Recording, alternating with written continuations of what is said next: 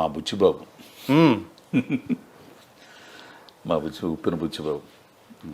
రామ్ చరణ్ తోటి దాంట్లో కూడా దాంట్లో కూడా కమిట్ అయ్యావా? కమిట్ ఇంకా బిగిన్ కాలేదు. ఓకే. మొన్న పిలిపించి చెప్పాడు క్యారెక్టర్. అట్లాగే మంచి సినిమాలు ఉన్నాయి చేతిలో, మంచి పాత్రలు ఉన్నాయి. శంకర్, ఇంకో విషయం, దిల్ రాజు గారిది శంకర్ సినిమా ఒకటి రామ్ చరణ్ది, అందులో ఏదో చిన్న క్యారెక్టర్ అన్నారు, గేమ్ చేంజర్. దాంట్లో కమిట్ అవ్వాలి. రేపు 8వ తారీఖు నుంచి అది. ఓకే. అదొకటి 8 నుంచి ఉందా షూట్? ఉందా? 8 నుంచి ఉంది. అది కమిట్ అవ్వాలి. అట్లా మంచి ప్రాజెక్టులు ఉన్నాయి. తమిళ్ అయితే ఒక వీటి కోసం అని చెప్పేసి డేట్లతో తమిళ్ 2 సినిమాలు వదిలేసాయి ఇప్పుడు మళ్ళీ. అవునా?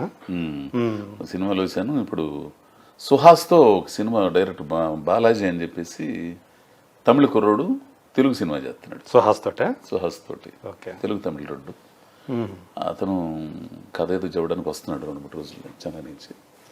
తమిళ ఇంకో కుర్రోడు కూడా ఉన్నాడు, అతని పేరేంటి, బాలమురుగన్ ఏదో ఉంది. అతను సరేలే బారండి. సో ఫస్ట్ టైం మొత్తానికి పవన్ కళ్యాణ్ తోటి, తర్వాత మహేష్ బాబు తోటి ప్రాజెక్టులు చేస్తున్నావు ఇప్పుడు. సో ఏంటి ఇప్పుడు వేటపాలెం అంటే మర్చిపోయి చెప్పడం అసలు. నీకు మంచి దోస్తు అసలు, బాబోయ్ నన్నైతే నాకు మంచి దోస్తు. నా మీద పోట్లాడి అసలు మామూలుగా అసలు గోపీచంద్ అనలేని వీరసింహారెడ్డి ఒంగోలియన్ అని అదే క్రాక్ లో పెట్టుకోలేకపోయినా బాధపడి పాపం మొన్నే మళ్ళీ వెళ్ళి ఆఫీస్కి నెక్స్ట్ సినిమా మళ్ళీ రవితేజతో. ఓకే. మన ఏరియాలోనే అంటారు షూటింగ్ కూడా. అవునా? ఇది ఇది చదువుతూనే మెయిన్ క్యారెక్టర్ ఒకటి అన్నాడు, అదేదో పీరియడ్ ఫిలిం అనుకుంటా కదా, మెయిన్ క్యారెక్టర్ అన్నాడు. ఓకే బాయ్ అని చెప్పాను. అదొకటి. గోపీచంద్ వదలడం వదలడు, మంచివాడు అబ్బాయి. సో ఇలాంటి అంటే మన యొక్క ఏదంటాము రిలేషన్షిప్సే అంతే అంతే వాళ్ళతో మనం ఏర్పరచుకున్నట్టు బంధాలే కదా ఇవన్నీ కూడా.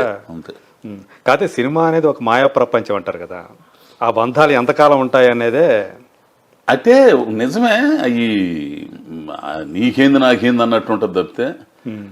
కానీ కొంతమంది ఉంటారండి, కొంతమంది ఉంటారు వాళ్ళు మర్చిపోలేరు. రఘు కొంచెం కనపడితే అబ్బో ఎందుకులే, నేను ఇప్పుడు కనపడ్డాడు నీ పక్కన ఉన్నాడు అనుకో, నా జీవితాన్ని నాశనం చేసినాడు అని అంట.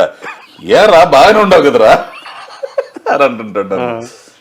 ఎందుకంటే నేను విజయవాడ సిటీకి వెళ్ళి ప్రోగ్రామ్ డైరెక్టర్ చేసుకునేవాడిని, అక్కడ ఏదో బతుకుతా అట్టుండేవాడిని. నా వర్క్ అంతా చూసి ఇక్కడ ఎందుకు రాను, రా భలే ఉంది, విశాలమైన ప్రపంచం ఉంది రాడా, ఇక్కడ అడవి కాచిన వెళ్ళైపోతుంది రారా అని అనేవాడు.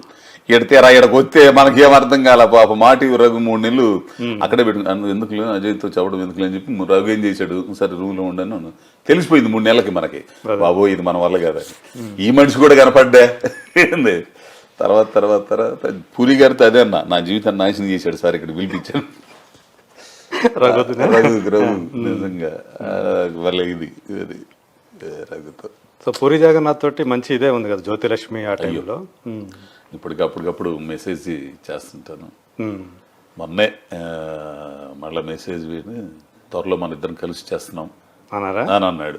అంతకంటే ఇంకే కావాలండి. అంటే ఇప్పుడు ప్రెజెంట్ సినిమాలో ఉందా ఏమో తెలియదు మనకి, ఇంకా చేద్దాం అని అన్నాడు. సరేనండి. డబుల్ స్మార్ట్ సంగతి అయితే తెలియదు ఇంకా. సో లైగర్ లో రాలేదు ఛాన్స్, రాలేదు. సో ఇప్పుడు ఇంకా చెయ్యాలనుకుంటున్న వాళ్ళు డైరెక్టర్స్ కానీ లేకపోతే యాక్టర్స్ కానీ ఉండారు అట్లా, నీకు వీళ్ళతో చెయ్యాలి కొరటాల గారితో చేయాలండి, మిస్ అయిపోయాను. కొరటాల గారు నాకు ఆ చిరంజీవి గారిది కథ చెప్పేటప్పుడు ఆచార్య పిలిపించుకొని నాకు ఎంత అంటే, ఆయన కథ చెబుతున్నాడు ఇప్పుడు కూడా మనకు గోపిచంద్ అయితే మనకు బాగా దగ్గర మనిషిలాగా ఉంటాడు, అట్లానే ఇది మాట్లాడాము. ఇదంతా కూడా చూసి నేను ఇవన్నీ చూసి ఏమంటే మీరు కొరటాల సత్యనారాయణ గారు ఏమవుతారంటే తాతగారు ఏదో అవుతారట. అవునా? ఓకే. ఆ భావజాలం ఉంది ఆయనకి. ఆ భావజాలంతో మంచి మంచి కథలు అప్పుడు చేయాల్సింది. అప్పుడు కొంచెం ఆరోగ్యం ఇబ్బంది అయింది. ఇప్పుడు ఎన్టీఆర్ దాంట్లో ఉంటుంది అనుకున్నాను, మరి ఎందుకనో మరి చూద్దాం. దేవరాన్ని చేస్తున్నారు కదా ఇప్పుడు. అదే